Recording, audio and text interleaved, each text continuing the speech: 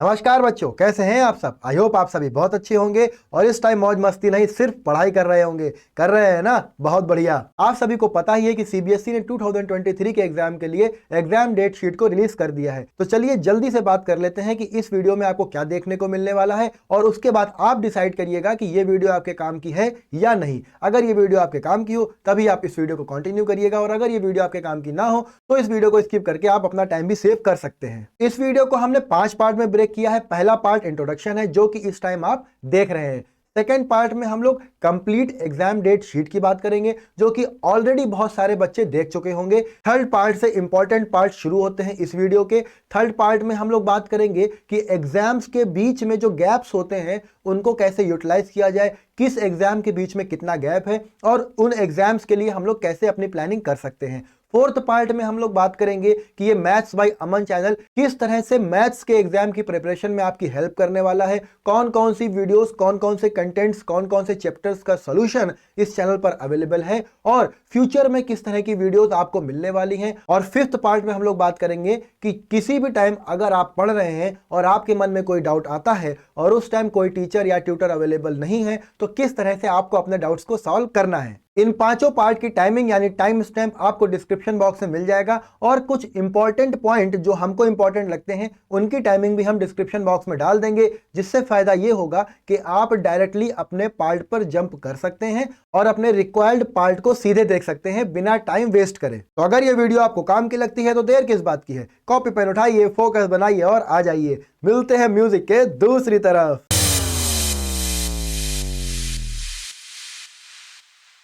अगर अभी भी आप वीडियो में बने हुए हैं तो स्वागत है आपका वीडियो के सेकंड पार्ट में। ये आपका जर्नल सर्कुलर है जो सभी बच्चों ने पढ़ लिया होगा। अगर नहीं पढ़ा है तो भैया पढ़ लेना। यहां से हमें क्या पॉइंट्स चाहिए उसको डिटेल में समझते हैं। देखिए पहला पॉइंट क्या कह रहा है, कह रहा है सफिशिएंट गैप आपको दिया गया है।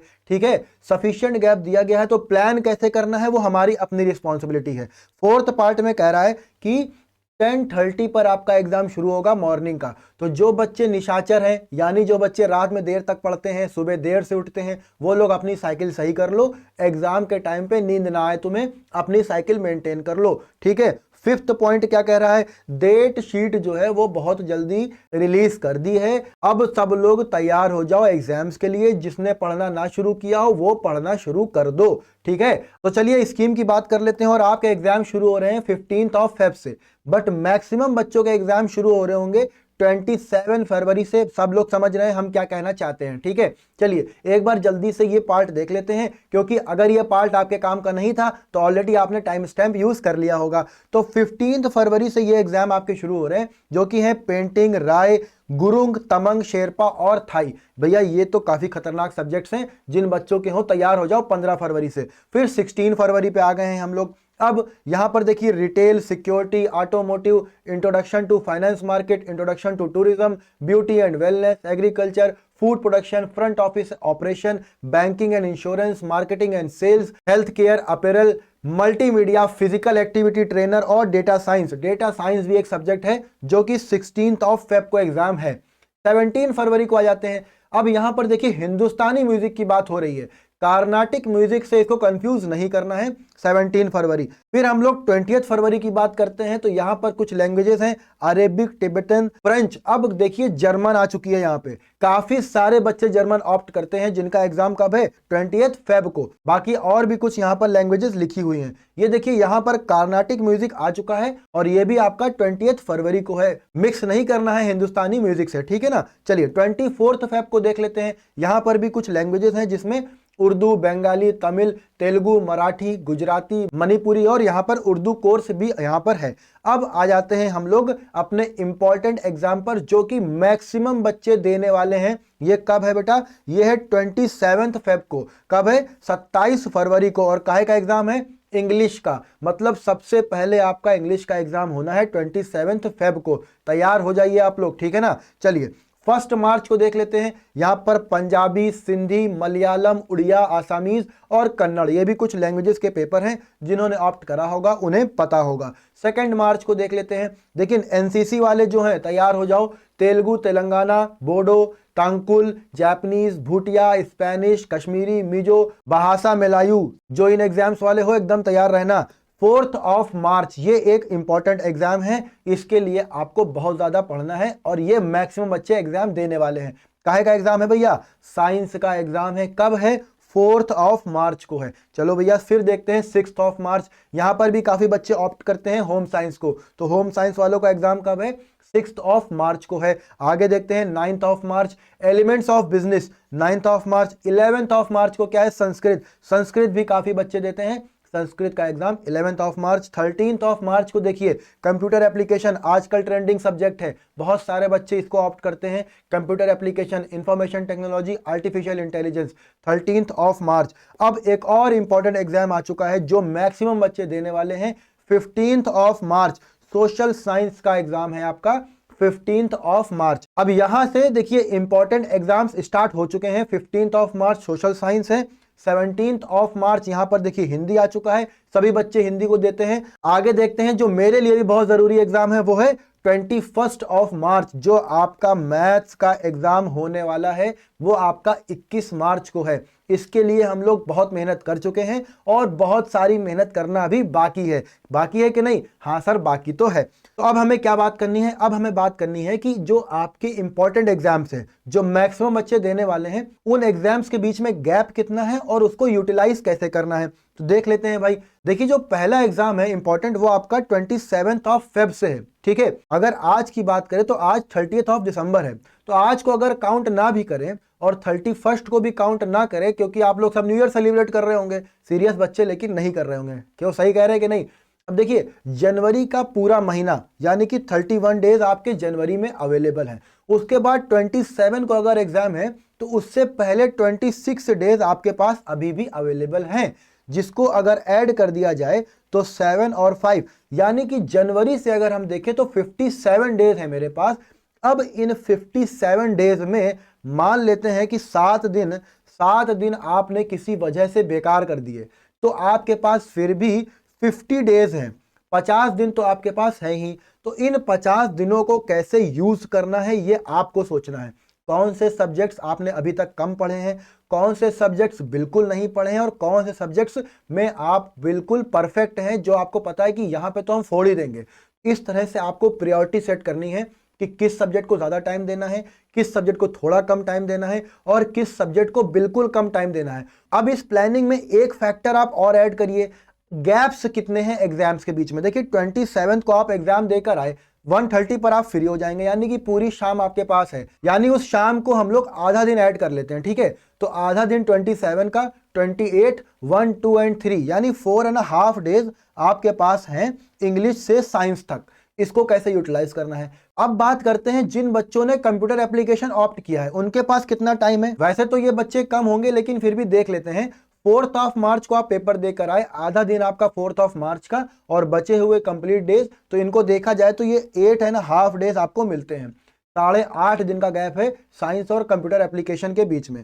अब बहुत सारे बच्चे कंप्यूटर एप्लीकेशन के एग्जाम को नहीं दे रहे होंगे, तो वो सीधे किसको देंगे? वो सीधे सोशल साइंस के एग्जाम को दे रहे होंगे। उनके पास कितने दिन का टाइम है? उनके पास पूरे 10.5 डेज का टाइम है, यानी कि 10.5 दिन का टाइम उनके पास है। तो भैया काफी टाइम है सोशल साइंस के एग्जाम के लिए। काफी सारे बच्चे तो सोशल साइंस का एग्जाम उस गैप में ही प्रिपेयर कर लेंगे। समझ पा रहे मेरी बात? हम क्या हिंट देना चाह रहे हैं? 10.5 दिन का टाइम बहुत ज्यादा टाइम होता है। आगे देखते हैं हम लोग। तो आगे आपका हिंदी का एग्जाम है और हिंदी के एग्जाम में बहुत कम गैप आपको देखने को मिलेगा। आधा दिन 15 तारीख का, 16 तारीख यानी कि 1.5 डेज, 1.5 दिन का टाइम आपको मिलता है सोशल साइंस और हिंदी के बीच में। और उसके बाद मैथ्स के एग्जाम को देखें अगर, तो मैथ्स के एग्जाम में भी ज्यादा गैप नहीं मिलता है, फिर भी सफिशिएंट गैप है। आधा दिन आपका 17th ऑफ मार्च का, 18, 19, 20 यानी 3.5 डेज यानी 3.5 दिनों का टाइम आपके पास है हिंदी और मैथ्स के बीच में। तो सबसे ज्यादा गैप कहां मिल रहा है? देख लो, सोशल साइंस के एग्जाम में सबसे ज्यादा गैप देखने को मिल रहा है। सबसे कम गैप कहां पर है? हिंदी के एग्जाम में सबसे कम गैप है। तो आप लोग डिसाइड करिए कि उन गैप्स में आपको कम टाइम मिलेगा। जैसे 1.5 दिन का टाइम है तो उसमें सिर्फ और सिर्फ रिवीजन रखिएगा, तो उससे पहले आपको सिलेबस प्लस रिवीजन खत्म करना है। उन 1.5 दिनों में आपको डबल रिवीजन करना है, यानी दूसरा वाला रिवीजन जो फाइनल होता है। 3.5 डेज मैथ्स के लिए मिल रहे हैं, ज्यादा टाइम नहीं है, तो मैथ को भी हल्के में नहीं लेना है, पूरे 57 में से मैक्सिमम डेज आपको देने हैं प्रिपरेशन के लिए, जिससे आप बढ़िया स्कोर कर पाए। उन 3.5 दिनों में आपको सिर्फ और सिर्फ रिवीजन करना है, ठीक है ना। उसके बाद अगर हम देखते हैं तो यहाँ पर इंग्लिश वालों के लिए तो बहुत ही टाइम है ना, वो तो स्टार्टिंग वहीं से हो रही है, तो वो अपना अच्छे से प्रिपेयर कर सकते हैं। यानी 27 को आपका एग्जाम है, तो एटलीस्ट 4-5 दिन आप रिवीजन के लिए रख सकते हैं, तो उस हिसाब से आप अपनी प्रिपरेशन को करिएगा। उसके बाद हम साइंस की बात करें तो साइंस में भी 4.5 दिन का गैप है, ये भी सफिशिएंट टाइम है। आप लोगों को पता है किस तरह से आपको टाइम मैनेज करना है। गैप्स को ध्यान में रखते हुए अपनी प्लानिंग करिएगा और उसी हिसाब से अपना टाइम टेबल बनाइए कि मैक्सिमम 50 डेज में आप कैसे कंप्लीट सिलेबस को खत्म करेंगे और उसका एक बार रिवीजन करेंगे और एग्जाम से पहले डबल रिवीजन करेंगे, तभी बढ़िया स्कोर आप कर पाएंगे। तो चलिए अब हम लोग को कहां चलना है, अब हमें बात करनी है कि ये मैथ्स बाय अमन चैनल किस तरह से आपकी हेल्प करने वाला है। तो इसको भी हमने 2 पार्ट में डिवाइड किया है। वो बच्चे जिन्होंने अभी तक कुछ भी नहीं पढ़ा है और अपनी प्रिपरेशन 0 से स्टार्ट करने वाले हैं, उनके लिए ये चैनल कैसे बेनिफिशियल है, और वो बच्चे जो ऑलमोस्ट अपना सिलेबस खत्म कर चुके हैं,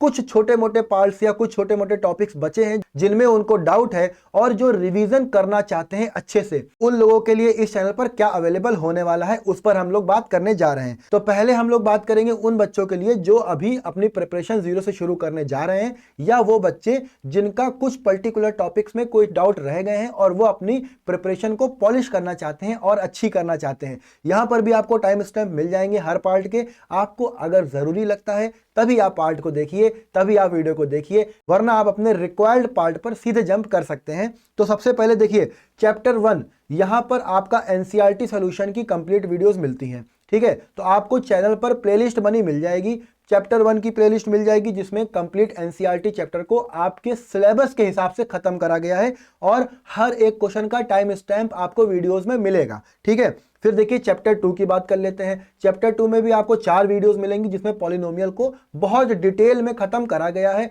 अगेन क्वेश्चंस का जो टाइम स्टैम्प है वो आपको उसी पर्टिकुलर वीडियो पर मिलेगा, जिससे आप अपने रिक्वायर्ड क्वेश्चन को सीधे देख सकते हैं, उसके सोल्यूशन को सीधे समझ सकते हैं। चैप्टर 2 के बाद हमारे चैनल पर चैप्टर 4 की कंप्लीट प्लेलिस्ट मिलेगी। देखिए कितनी सारी वीडियोस हैं चैप्टर 4 की, यानी बहुत डिटेल में इस चैप्टर को एक्सप्लेन करा है।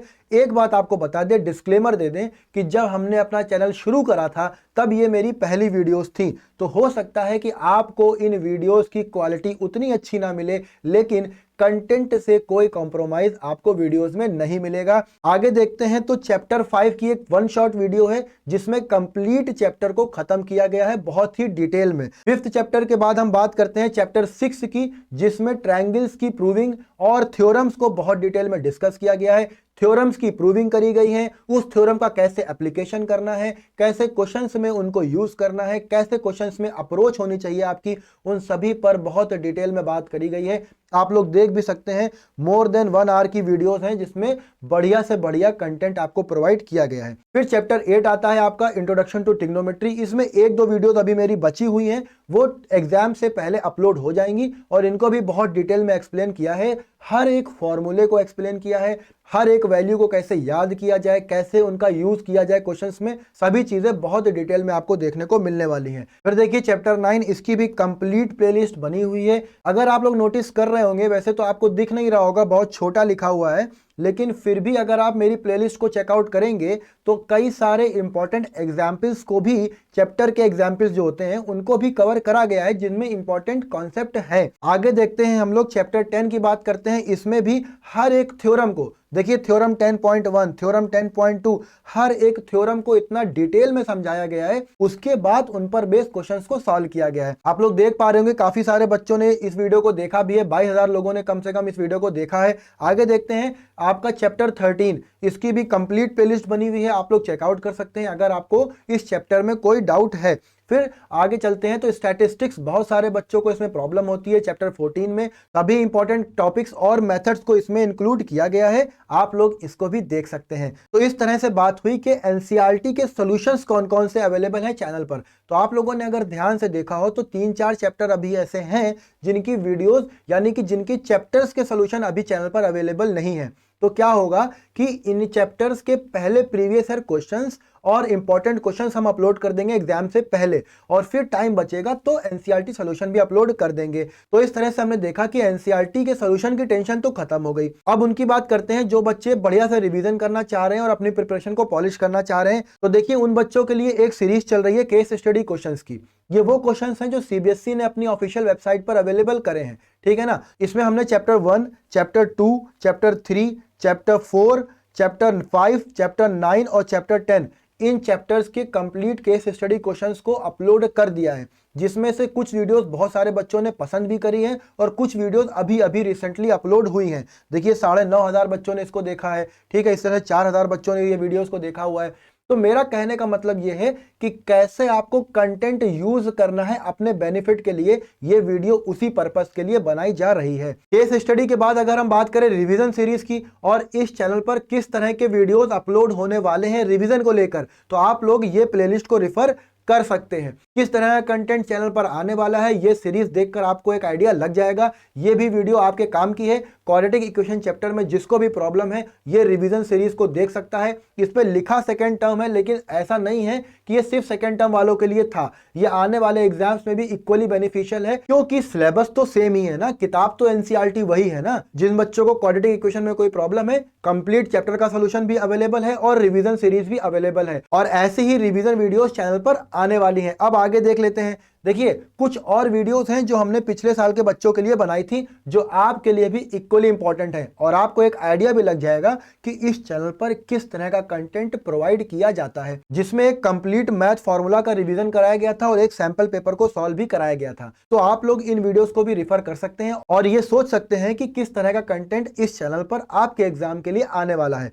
अब हम लोग बात कर लेते हैं कि मान लिया कि आप मैथ सॉल्व कर रहे हैं, आप चैप्टर पढ़ने बैठे, क्वेश्चंस को सॉल्व करने बैठे, और सडनली आपके दिमाग में कोई डाउट आता है, और उस टाइम ना ही कोई स्कूल का टीचर अवेलेबल है, ना ही ट्यूटर अवेलेबल है, ना कोचिंग वाले सर अवेलेबल हैं। उस केस में आपको क्या करना है? इस तरह के बच्चों के लिए, जो बच्चे रियल में पढ़ना चाहते हैं, तैयारी करना चाहते हैं और कोचिंग या ट्यूशन अफोर्ड नहीं कर सकते हैं, उन बच्चों के लिए हमने टेलीग्राम ग्रुप बनाया हुआ है। लिंक आपको डिस्क्रिप्शन बॉक्स में मिल जाएगा। आपको करना क्या है? उस टेलीग्राम ग्रुप से जुड़ जाना है, ठीक है।